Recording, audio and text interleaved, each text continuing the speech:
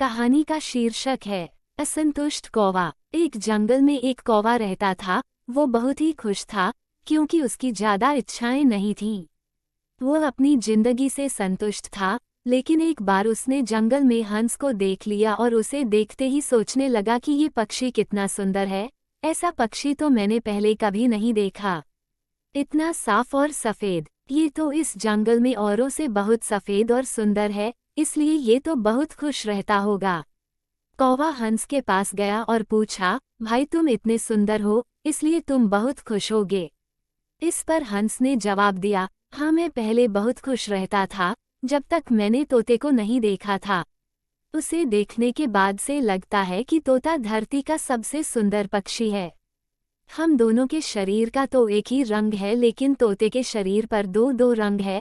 उसके गले में लाल रंग का घेरा और वो सूर्ख हरे रंग का था। सच में वो बेहद खूबसूरत था। अब कौवे ने सोचा कि हंस तो तोते को सबसे सुंदर बता रहा है, तो फिर उसे देखना होगा। कौवा तोते के पास गया और पूछा, भाई तुम दो दो रंग पाकर बड़े खुश होगे। इस पर तोते ने कहा, हाँ मैं तब तक खुश था जब तक मैंने मोर को नहीं देखा था। मेरे पास तो दो ही रंग हैं, लेकिन मोर के शरीर पर तो कई तरह के रंग हैं। अब कौवे ने सोचा सबसे ज्यादा खुश कौन है, ये तो मैं पता करके ही रहूंगा। इसलिए अब मोर से मिलना ही पड़ेगा। कौवे ने मोर को जंगल में ढूंढा, लेकिन उसे पूरे जंगल में एक भी मोर नहीं मिला और मोर को ढूंढते ढूंढते वह चिड़ियाघर में पहुंच गया तो देखा मोर को देखने बहुत से लोग आए हुए हैं और उसके आसपास अच्छी खासी भीड़ है। सब लोगों के जाने के बाद कौवे ने मोर से पूछा, भाई तुम दुनिया के सबसे सुंदर जीव हो और रंग बिरंगे हो, तुम्हारे साथ लोग फोटो खींचवा रहे थे। तुम्हें तो बहुत अच्छा लगता होगा और तुम तो दुनिया के सबसे खुश जीव होगे। इस पर मोर ने दुखी होते हुए कहा, भाई अगर सुंदर हूं तो भी क्या फर्क पड़ता है।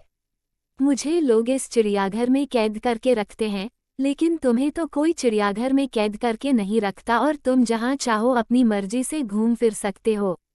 इसलिए दुनिया के सबसे संतुष्ट और खुश जीव तो तुम्हें होना चाहिए, क्योंकि तुम आज़ाद रहते हो।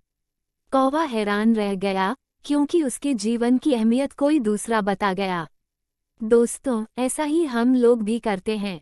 हम अपनी खुशियों और गुणों की तुलना दूसरों से करते हैं, ऐसे लोगों से जिनका रहन सहन का माहौल हमसे बिल्कुल अलग होता है। हमारी जिंदगी में बहुत सारी ऐसी चीजें होती हैं जो केवल हमारे पास हैं, लेकिन हम उसकी अहमियत समझकर खुश नहीं होते। लेकिन दूसरों की छोटी खुशी भी हमें बड़ी लगती है, जबकि हम अपनी बड़ी खुशियों को इग्नोर कर देते हैं।